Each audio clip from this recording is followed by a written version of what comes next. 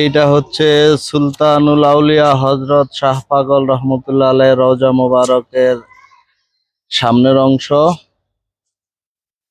এটা হচ্ছে আমাদের উত্তরখান কবির শাহ রহমতুল্লাহ আলাইহি কেন্দ্রীয় শাহী জামে মসজিদ।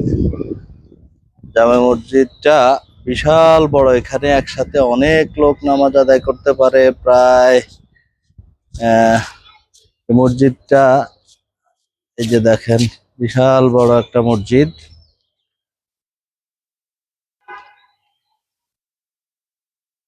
আজকে ঈদের পরে তো, যার কারণে লোকজন একটু কম, কিন্তু শুক্রবারে এখানে প্রচুর, বৃহস্পতিবার এবং শুক্রবারে বাংলাদেশের বিভিন্ন জায়গা থেকে প্রচুর মানুষ এখানে নামাজ আদায় করতে আসে, জিয়ারত করতে আসে। এখানে দুজন আল্লাহর ওলি শুয়ে আছেন, কবির শাহ রহমতুল্লাহ আলাইহি, হাবিব শাহ রহমতুল্লাহ আলাইহি, হযরত শাহ পাগল রহমতুল্লাহ আলাইহি, তিনজন আল্লাহর ওলি এখানে আছেন।